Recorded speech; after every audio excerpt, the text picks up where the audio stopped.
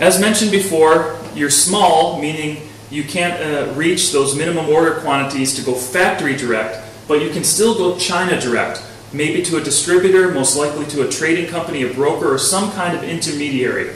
So, here are some tips. Don't waste your time researching factories because you're not going to have the minimum order quantity anyway. So focus on sellers, trading companies, brokers, import-exporters that have a clear experience with the product you want to buy. As I mentioned, you contact an underwear trading company and say you want to buy electronics, most likely they're going to say, sure, let's do it, even though they have no experience. So, as mentioned before, I stress again, consult references. Make sure they're a legitimate seller of the product you want.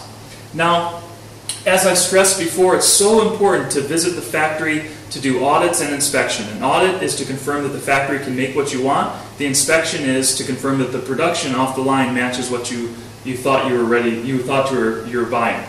So, because the intermediary is basically a broker and wants to keep you at arm's length from the factory, they're not going to let you visit the production site, most likely, to do an audit.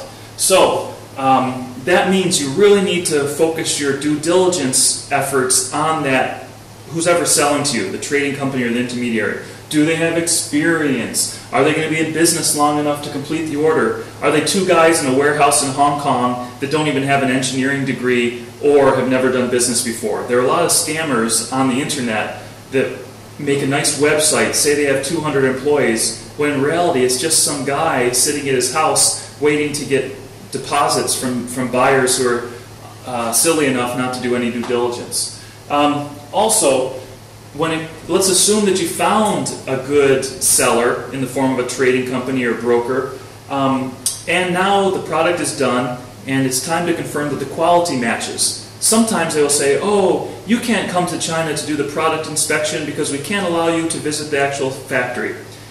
That might mean that they have some product that is defective and they're just trying to get some money for you before they ship junk. Most likely they're worried that you're going to go direct to the actual manufacturer next order. So in most cases it is reasonable, it's logical that they don't want you to do the product inspection at the factory. But you still need to do the production inspection. So what I would say is talk to who's ever selling to you and say, okay, I understand I can't go to the factory because you're worried that I'm going to cut you out of the loop even though I have no plans to do that. So have my order delivered to the warehouse. If it's a small order, send it to the hotels. Let my third party come in and do the inspection at your front office. We don't have to go to the factory, but find some way that you or a third party validate that the product is what you wanted before it ships and before you make payment. Okay, some other general tips. Tie payment with performance. So often, if you're not sure, if this is the first time dealing in China, protect yourself by saying to the broker, okay, I'm going to pay you a small deposit to show that I'm serious and get things done, but I'm not going to pay the second payment until, for example, you show me that the tooling trials went well and the prototypes are delivered on time to my spec. And the main final payment will be made after the goods have been delivered to the warehouse in China for ready to be shipped out and before the and after the inspection is done by a third party. So you've got to find a way to develop these milestones in the supply chain and pay when milestones are achieved. Keep in mind that a lot of buyers make the mistake of focusing only on the product. They nail down the specifications for this mouse, but then they forget, how should it be packaged? What kind of box should it go in? And if you don't ask your supplier or specifically tell them how to package it, I almost guarantee you'll get exactly what you didn't want. Meaning they'll put it in put it in a piece of paper that rubs and scratches and doesn't protect it against droppage. So if the product is important to you, make sure that the packaging, unit and master packing is important to you as well, and is clarified to the supplier. I can't stress this enough. You're the importer of record, so no matter what the seller says to you, especially if they're based outside of your home country, you need to make sure that the product's safe when you import it, because it's all on you, the risk. And as I mentioned, there are many scams targeting small buyers out there. The reason why is these scam artists in Asia, and some of them are foreigners based in Asia, know that the small buyer, the guy that pays $500 for a small order of batteries for cell phones, $500 order of batteries, of course it's unrealistic that that buyer is going to spend $300 on an inspection.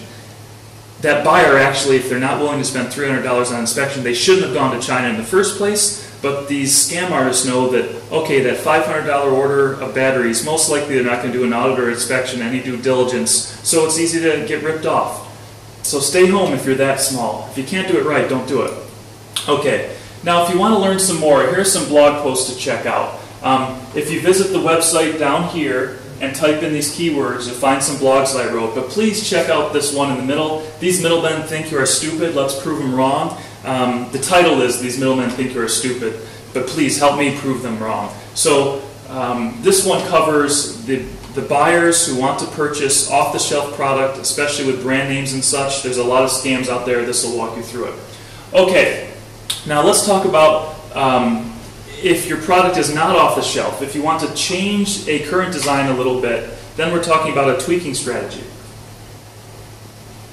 And you have all the same headaches as the off-the-shelf product plus a few more, because now you're probably worried that your seller is going to try to cut you out of the loop and go direct to your customers. And if you're tweaking something or redesigning, then you have some intellectual property that you want to make sure belongs to you. Okay, so here are the strategies for the tweak it projects. As mentioned, the same as with all the other small buyer, small orders, you're not going to be able to go direct to the factory because of minimum order quantities. So once again, you're dealing with a trading company or some kind of intermediary. The difference, the reason it's harder, is now the intellectual property belongs to you. It's your idea. And because it's a tweak rather than a total redesign, most likely you're not going to be able to file a patent or get some protection from a court of law that says this is your idea. But a good tip is, if you're going to redesign something and tweak it a little bit, put it under your own brand, because you can certainly register your trademarks and brands in your home country in China. Shoot me an email, I'll put you in touch with the English-speaking Chinese lawyers that I use. The good news is it's very affordable. Hundreds, maybe a couple $1,000 to register your trademarks and logos in China. And believe me, if you register in advance, God forbid something happens and one of your suppliers or competitor tries to knock you off, it's much more of a level playing field in China than even a few years ago. So foreigners that do register their brand in China can be protected. But China is a first to register system. So that means if your supplier registers your brand before you register it in China, then technically they own it, not you. So even when you're thinking about doing business in China, register your trademarks first. Another way to physically control your intellectual property, and this is the line of work that I'm in, is the provision of a black box. So you would work with a China-based company, Passage Maker for example, and your components from your approved suppliers are delivered to that black box, and behind closed doors, the assembly workers kit it together. So they put your brand on it, they put your packaging, they tweak it a little bit. In this fashion, the sub-suppliers don't see the finished goods, so it's a lot harder for them to knock it off. So know that you can have black box assembly in your home country or even outsource it to trusted partners in China. Make sure that if you're dealing with an intermediary that's helping you tweak a product, that they have the engineering chops, they have a clear track record. So important, because everyone will say they can do it, but you want to make sure they really can do it. Finally, it's a bit tricky, but it's not uncommon for brokers, intermediaries, sourcing agents, import-export agents to make a commission from you as well as the supplier. So if something goes wrong, if they're making more money from the seller, they're going to say, oh, Mr. Buyer, your quality requirements are too high, just accept it this time. They're actually working for the supplier, not for you. So when you pick a partner, make sure that you understand how they're getting compensated. All right. Let's take